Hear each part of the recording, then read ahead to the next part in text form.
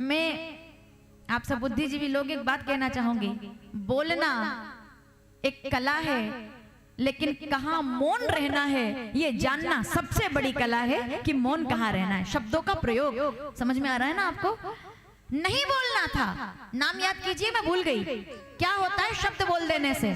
बैठी हुई थी छज्जे पर अपनी सहेलियों के साथ और सामने देखा कि कोई फिसल करके गिर गया है।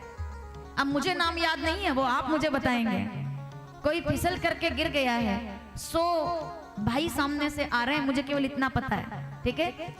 धृतराष्ट्र के बेटे सामने से आ रहे हैं, मुझे बस इतना पता है। नाम मैं आपसे पूछूंगी। छज्जे पर बैठी है, सामने देखा, कुछ रचना ऐसी की थी शरारत की वजह से कि वहां पर जहां पानी था वहां सूखा नजर आ रहा था, सूखा है वहां पानी था, तो वो 100 भाई एक साथ आए चलते हुए, तो जहां पानी नजर आ रहा था पानी नहीं था, तो थोड़ा सा कपड़ों को उठाया, ऐसे देखकर चलने लगे, तो वो पहली बार में हंसी जबकि जरूरत नहीं थी। जीवन में कभी अपमान का सामना करना पड़े तो ये जरूर थोड़ा पीछे के दिनों में जरूर झांक कर देखना कि कहीं मैंने तो किसी का अपमान नहीं किया था जो मुझे भुगतना पड़ रहा है। और दूसरी बार में जब वो आगे चले तो जहाँ पानी था वहां दिखाई नहीं दिया, तो फिसल गया दुर्योधन। नाम याद करो, फिसल गया दुर्योधन। तो ये जोर से हंसी और सहेलियों ने कहा क्यों हंस रही हो? तो ये जवाब देती है, बोले और कोई नहीं गिरा, यही लोग क्यों गिरे?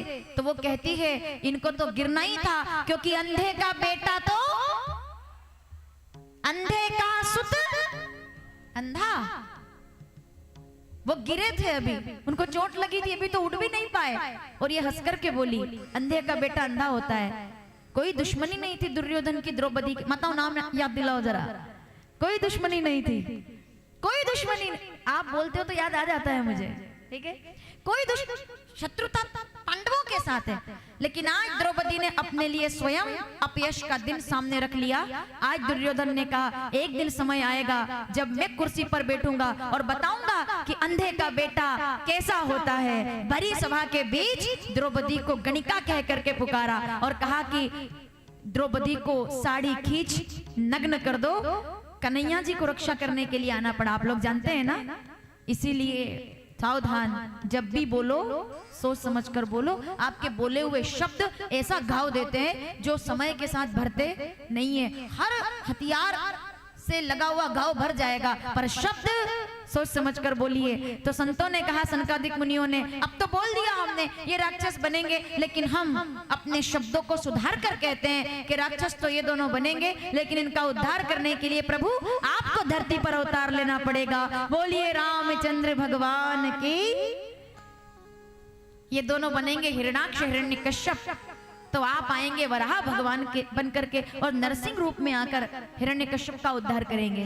ये दोनों बनेंगे त्रेता युग में रावण और कुंभकर्ण, तो आप श्री राम बनकर आएंगे और इनका उद्धार करेंगे। और ये दोनों आएंगे शिशुपाल और दंतवक्र बनकर के, तो घनश्याम बनकर के आप इनका उद्धार करेंगे। ये हमारा वरदान है, जब जब भी आएंगे आपको आना होगा। ये पहला कार्य। पार्वती जय विजय ही रावण कुंभकर्ण बनकर आए तो मेरे राम जी को अयोध्या में अवतार लेना पड़ा, ये पहला कारण है। दूसरा कारण, नारद श्राप दीन एक बारा करप एक तई लगी अवतारा। लेकिन इस पर मैं ज्यादा बात नहीं करूंगी, क्योंकि नारद प्रसंग हमने बहुत बार सुना है कि नारद जी को मोह हुआ तो उन्होंने भगवान को श्राप दे दिया कि आपने मेरा विवाह नहीं होने दिया, तो जैसे मैं नारी के लिए तड़प रहा हूं वैसे आप भी अपनी पत्नी के लिए रोएंगे और बंदर आपकी सहायता करेंगे। रामचरितमानस बालकांड दोहा नंबर 137। जपो जाई शंकर सतनामा जाते हृदय तुरंत विश्रामा। तब नारद जी महाराज शंकर जी की आराधना करके और स्वयं को शांत कर पाते हैं। तो पार्वती, नारद जी ने श्राप दिया तो राम जी को रोना पड़ा, ये दूसरा कारण है। तीसरा कारण, प्रताप भानु जो परिवार सहित रावण बना, तब राम जी ने आकर उसका उद्धार किया, ये तीसरा कारण श्रवण कराया। चौथा कारण, मनु शत्रुपा को वरदान मिला कि मैं आपका बेटा बनकर आऊंगा, इसलिए भगवान का अवतार लेना पड़ा। और पांचवा कारण, भगवान का अवतार लेना पड़ा। अब यहाँ एक सवाल आपसे मैंने थोड़ी देर पहले किया था। रामचरितमानस बालकांड 120 दोहा चौथी चौपाई। जब जब होई धर्म के हानि बाड़ई असुर अधम अभिमानी।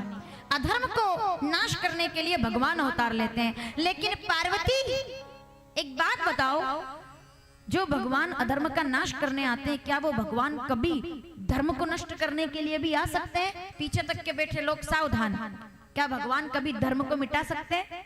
क्या कभी ऐसा मौका आ सकता है कि भगवान धर्म को मिटाने के लिए आए? जितने लोग पंडाल में बैठे, राम कथा के 5वें कारण को ध्यान से सुनिएगा, सीधे सीधे जवाब दीजिए मुझे। क्या भगवान जो धर्म की रक्षा के लिए आते हैं, क्या वो धर्म मिटाने के लिए आ सकते हैं? नहीं आ सकते, वो तो धर्म की रक्षा के लिए आते हैं। लेकिन अगर ऐसा है तो आपने शिव चालीसा नहीं पढ़ी, और अगर आपने शिव चालीसा पढ़ी है तो शिव चालीसा के 12वें नंबर की चौपाई याद कीजिए। सावधान, इस चौपाई को याद करते ही आपको याद आ जाएगा कि राम जी का अवतार, भगवान अवतार धर्म की रक्षा के लिए लेते हैं, लेकिन कभी कभी भगवान को धर्म मिटाने के लिए भी आना पड़ता है। मैं एक शब्द बोलूंगी और आपको नाम याद आ जाएगा। धर्म मिटाने के लिए क्यों आना पड़ता है? क्योंकि किसी सती का धर्म उसके पापी पति की रक्षा कर रहा है। 5वां कारण आ रहा है, याद कीजिए किसकी बात चल रही है। शंकर भगवान अपना तेज एक बार समुद्र के अंदर जल में फेंक देते हैं तो एक राक्षस जन्म लेता है जिसका नाम है रामचरित्र शिव चालीसा 12वीं चौपाई। जो शिव चालीसा रोज पढ़ते हैं उनको पता होगा। मैं शुरू करूंगी, आप पूरा करेंगे। आप जलंधर, कितने लोगों को शिव चालीसा याद है और कितने लोगों को 12वीं चौपाई याद है? शिव चालीसा 12वीं चौपाई, आप जलंधर असुर सहारा। क्या बात है, पूरा जगत आपका सुयश जानता है। भगवान धर्म की रक्षा के लिए आते हैं, लेकिन कभी कभी धर्म मिटाने के लिए भी आते हैं। तो धर्म मिटाने किसका आए? अगर वृंदा का धर्म नहीं मिटाएंगे तो शंकर भगवान कभी जलंधर का वध नहीं कर पाएंगे। इसलिए भगवान को धर्म मिटाने के लिए भी